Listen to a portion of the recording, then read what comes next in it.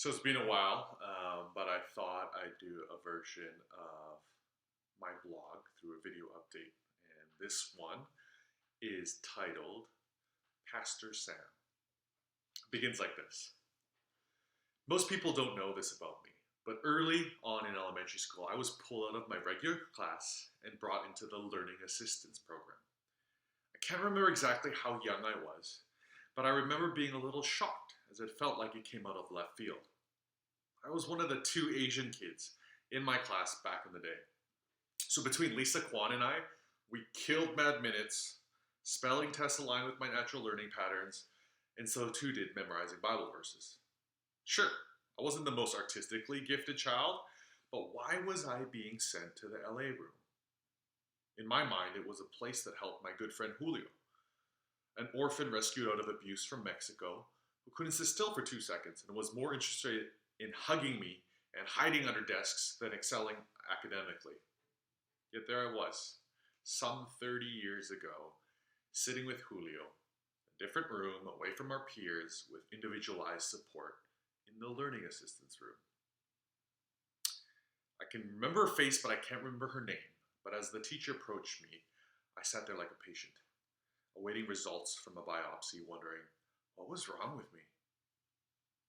She quietly approached me and said, Sam, your teacher has shared with me that you are having a difficult time enunciating between the words three and tree.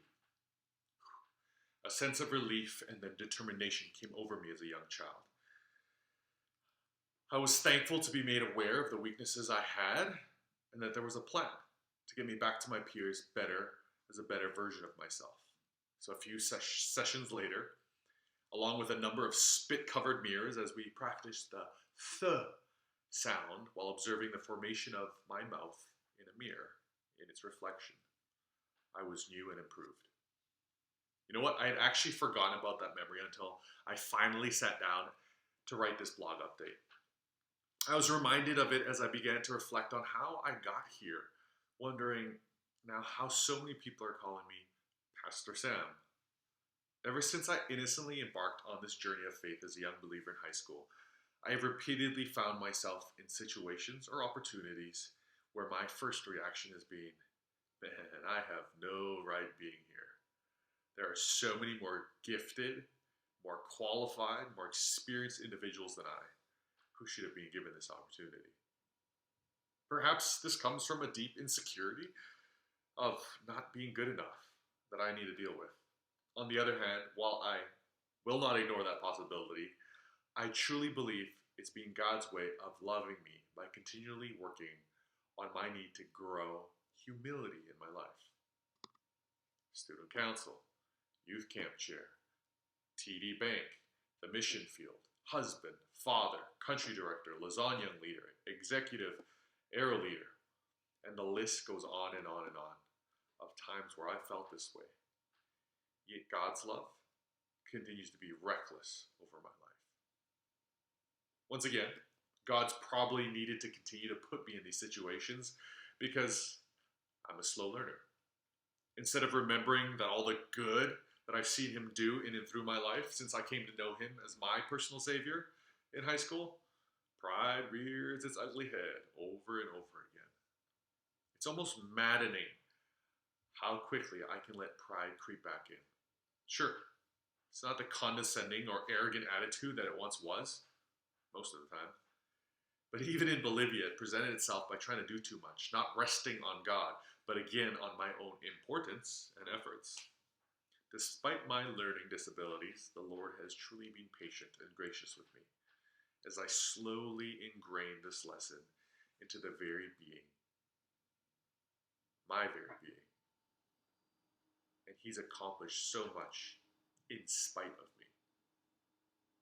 So here I am again, and now the title is Pastor Sam, as I serve this season in a role that's been shared as Pastor of Missions and Formation at Cedar Grove Church. And God, as he is and would have it, has graciously surrounded me with wise counselors and mentors through the Aero Executive Leadership Program to shower his grace over my life once more. It's as if I'm back in the LA room as a child in elementary school, looking in that mirror as my tongue sticks out in order to pronounce the word three correctly. This time, and by God's grace, He continues to encourage me to grow. And my ability to accept this can either greatly be a blessing to others or be destructive if I choose to hide and ignore the issues in the mirror. My mentors through the leadership program have helped me identify the need to pause, reflect, rest, balance life as my 3 versus tree exercise in this particular season of life. Not to use an excuse, but it's one of the reasons this entry has taken so long to publish. I am learning to say no, to create healthy boundaries, to still live, yes, as He's designed and called me to, but also to continue to practice spiritual rhythms that encourage long-term sustainability in life and ministry based on my ability to rest in Him. It was one thing to practice that during the 2 months of unemployment prior to this position, but now I'm in a place to test and see what will really stick in regards to what I've been learning. Don't get me wrong, it can still drive me nuts when I see the post on my wall that says, "Write Pastor Sam blog update." And it's been hanging there for weeks. But I am learning to release. Not out of a desire just to prove my wife wrong, that I can actually change, but out of a deep understanding that as the gospel transforms me, the Lord works through my life in a way that will bless others. And that is the strongest testimony that I can have.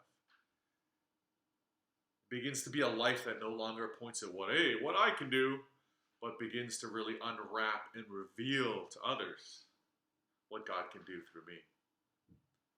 Pastor Sam, Pastor Sam, Pastor Sam.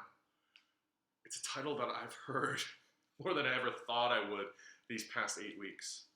From fellow colleagues and members at Cedar Grove Church to being captured in Arrow Leadership's annual report. It's how I've been acknowledged, introduced, and greeted.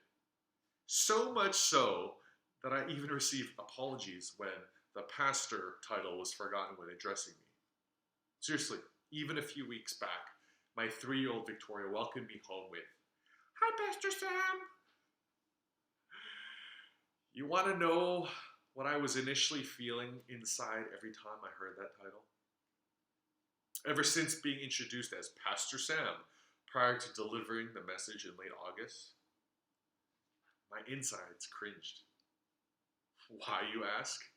After all, many of you might be wondering why someone who served in missions for the last 10 years has had a hard time hearing the title Pastor Sam. And why? It's because I was passionate on the mission field to not have my title or position create an unspoken power dynamic in the relationships God placed me in. That's to point to the gospel as something real and alive for everyone. So for 10 years, I avoided being called a pastor in South America in order to relate, grow, and journey alongside my brothers and sisters in Latin America. Then slowly, ever so slowly, like the learner that I am over the past 8 weeks, the lesson the Lord's been teaching me more profoundly that is found when we quote 2 Corinthians 12:9 as Jesus speaks. "My grace is sufficient for you. My power is made perfect in weakness." I want you to hear that, and maybe that'll encourage you tonight or today, whenever you're listening or watching this. Jesus comes and says, "My grace is sufficient for you, for my power is made perfect in weakness." That lesson began to come alive as I cleaned up an old office, threw some paint on the walls, hung up memories from Colombia, Bolivia, photos of my family. You can look at it all down below on this post, and then had people from my own home city calling, visiting, reaching out, searching.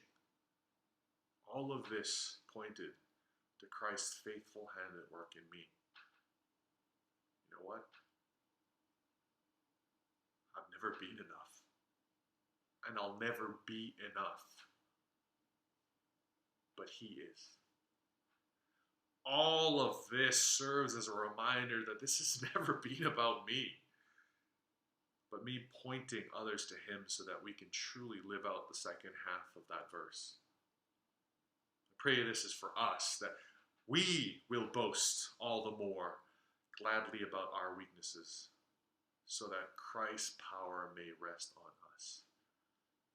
You know what? And that we may rest in him. So that pastor title, it's still growing on me. But if it helps me serve as a part of God's redemptive purposes during this season where we're back here home in Canada, feel free to call me Pastor Sam. I pray I will serve and live in a way that never lets that title get to my head, but may be a reminder for me, and hopefully for you, that no matter how old we get, to embrace the opportunities when the Lord graciously invites me back into the LA room to grow and become more like him. I hope that was encouragement to you.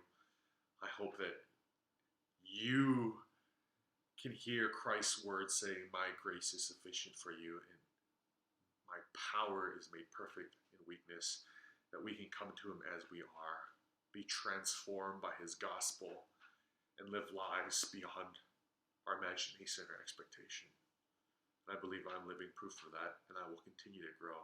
So I thank you for your prayers. I thank you for listening to this update. You can read it down below as well with some more photos attached, but I appreciate you all. Thank you, and God bless.